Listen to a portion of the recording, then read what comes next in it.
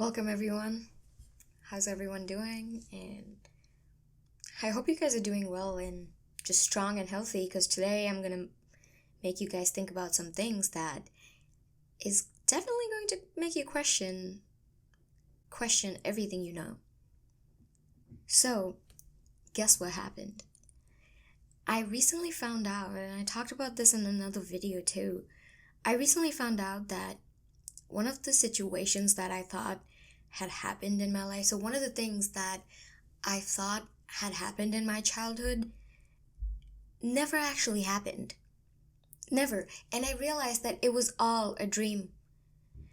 So I have this thing where I have recurring dreams, right? My dreams are just like episodes of a TV show. So every time my dreams follow a certain script and it sticks to the script in my dreams. And I found out that one of those memories I had, like of me as a child and this something happening to me, I realized that never actually happened. It never did, and I just dreamt it, and I kept dreaming it. I couldn't really tell which one was what, which one was real, which one was a dream. I couldn't really differentiate. So this happened, and I was like, what the hell? What's going on? And how could I have believed something that wasn't true to be true and made it have such an impact on me? Like, how did I let that happen? How did I not clock it? And then I started searching about it and talking about it to my roommates and everything, and I went down this rabbit hole, and I found this psychologist that I'm going to be talking about a lot in this video. So, Elizabeth Loftus. I hope I'm not butchering her name, but Elizabeth Loftus, she basically says that she does her research on not how you forget things, or memories are not only about what you forget, but how you create those memories. So she specializes in research that has to do with how one develops their memories and how it comes to be. So she talks about how she did a study where each participant was told 5 different stories by their parents or somebody they knew, somebody close to them. And 4 of those childhood stories were real, and 1 of them were untrue. So they were told 4 true stories and 1 fake story. I think one of the memories that was told to the participants was that as a child, they got lost in a shopping mall when they were 5, and some old lady helped you find your parents. So that's what the lie was, that the children were told, and some adults, and they were told these memories happened when you were a kid. And more than half of them, they believed it.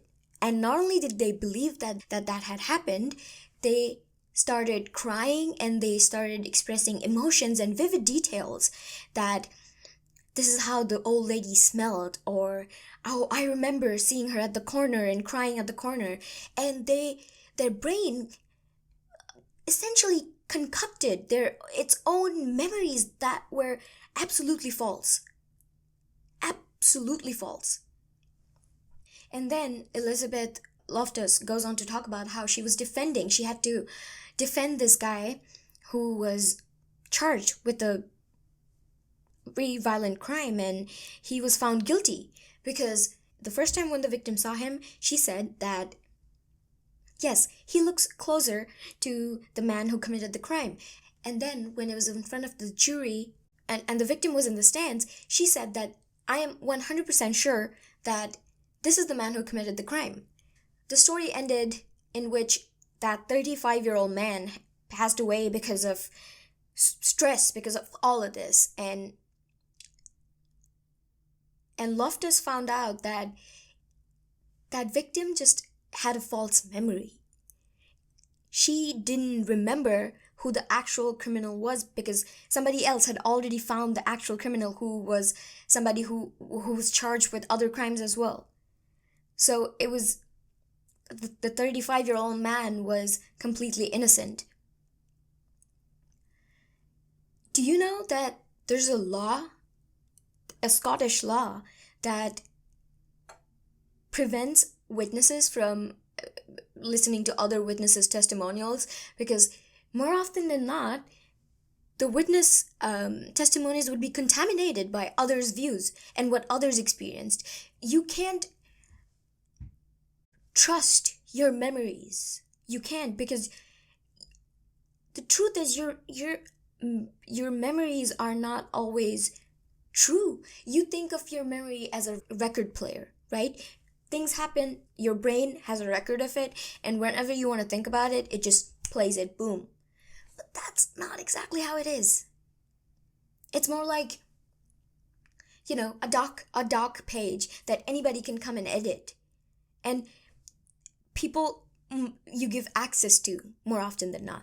There's a thing that in a lot of these studies, these impressionable ideas of experiences lived by these people were told to them by people they trusted. So parents or friends. And when somebody close to you says something like that or plants a memory, it's easier for you to create a false memory of it. If somebody suggests a false narrative to you, more often than not, you'll accept it.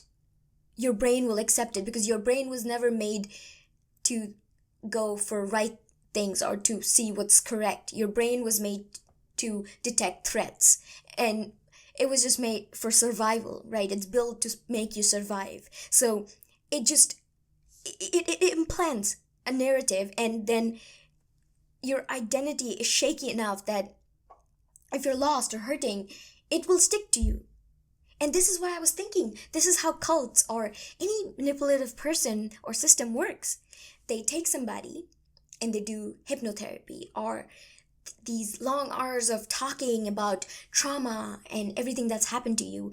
And what they do is they imprint their own ideas of, some trauma that happened to you as a child that never actually happened. And somehow your parents never supported you. So now you only have the cult to support you. So it's like they don't think they're lying or being lied to. They think it's their own memories, is what it's so scary. But hey, there's good parts of it too. So if you tell somebody good things, and I was also reading this one story where this guy who became a really good musician, he was actually told by his friend that they made a record or something, but actually that never happened. It was a false memory, but he went on to believe that he was so good at that thing because his friend said that he was talented, and he went on to pursue music and do something. I'm not pretty sure about the story, but you can also basically reprogram your brain, which is crazy to me. So yeah, your thoughts are not facts at all, even if they're in your own voice. They're not. Sometimes you just have to take a step back and think, did that really happen? Did it really happen? You just gotta think that it's maybe not true. It's just recycled noise. It's noise that has been inside of you, given to you by other people. They're not your soul speaking to you. And there are a lot of dangers to trusting your mind without questioning it. You could be thinking someone's mad at you or upset at you, but it's just your brain. You fill gaps with pain, shame, and fear. You fill the gaps. Your brain fills the gaps depending on how you're doing. If you're doing good, your brain will fill up the gaps with good things that happen to you. And if you're doing bad, you're gonna think bad. So, what did we learn? We learned that we can't trust our memories. We can't. People have been told that they've had demonic possessions as kids, and they've had abuse and trauma because these were suggested to them, not because they actually experienced it. And we are susceptible. We are not infallible at all. We are not that strong.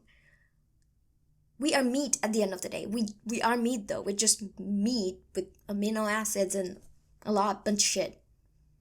we are susceptible to these commands in a way that we don't even know if we ourselves are lying to ourselves. Like, you might think, oh, I'm not going to listen to that person, but I'm going to listen to myself. But how do you know yourself is correct if you don't really dissect your ideas and thoughts? I mean, I understand that it's hard to do that too. Like, how you're supposed to do that. So it kind of is a scary situation. I guess we just gotta be more cautious. More cautious with how we accept everything that's being said to us. And maybe question before accepting those. Question where the source is, where it's coming from, or even if it's true. And sometimes maybe you don't have to see if it's true, but maybe if it's beneficial for you. Is it beneficial to think something happened that you're not sure if it happened? I have so many of these sort of memories that I really don't know what to think of them. It's personally a struggle for me, because I feel like a lot of these memories are traumas to me, and now if I can't differentiate if a traumatic incident happened or not, it just really is confusing. I don't know. What do you guys think? Just put it on the comments, I guess, and I'll see you in the next video.